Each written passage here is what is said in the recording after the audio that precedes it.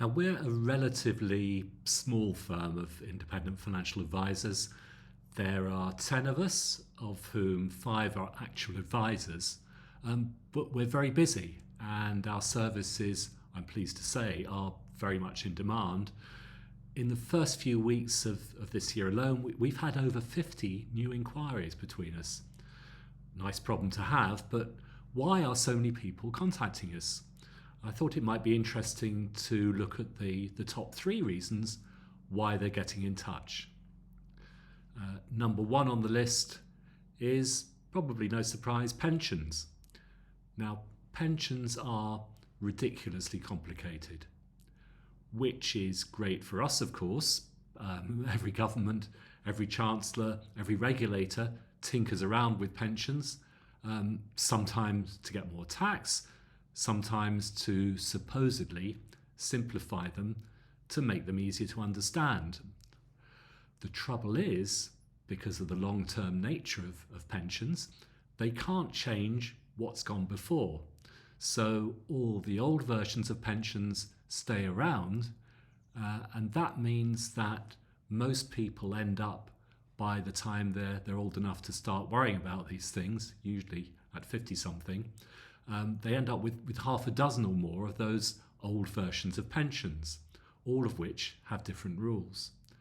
And so they call us to help them make sense of them, which I'm glad to say we usually can.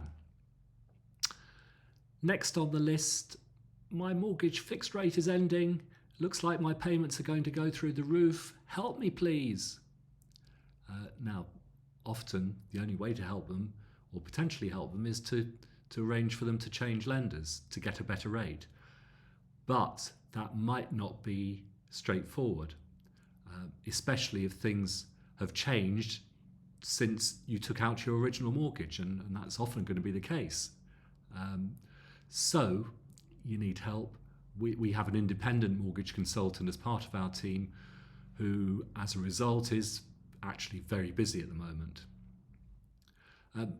Last but by no means least, I have money in my bank account that I've saved, I've inherited, or I've got from selling a property.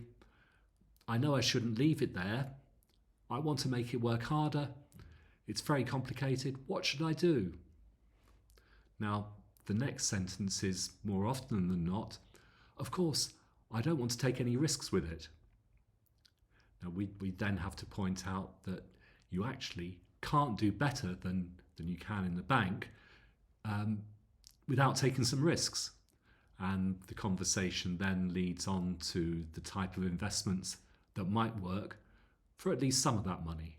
We'd never invest it all. You always need to keep some cash. Now, increasingly, the sort of investments you might prefer and that we'd recommend might be investments in funds which do good things. Ethical investments, often called positive impact investments now. It's an area in which we specialise, and probably anyone under 40, certainly under 30 that contacts us will very much want us to direct them into ethical funds. Now, the reason that someone picks up their computer or their phone to call us or contact us might not actually be the real reason they need help.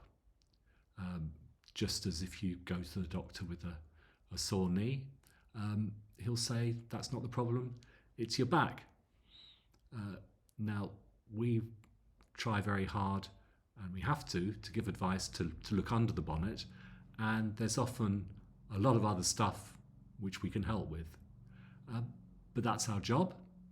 Although I say it myself, I think we're pretty good at it, and maybe the number of people getting in touch with us and that we're able to help is proof of that.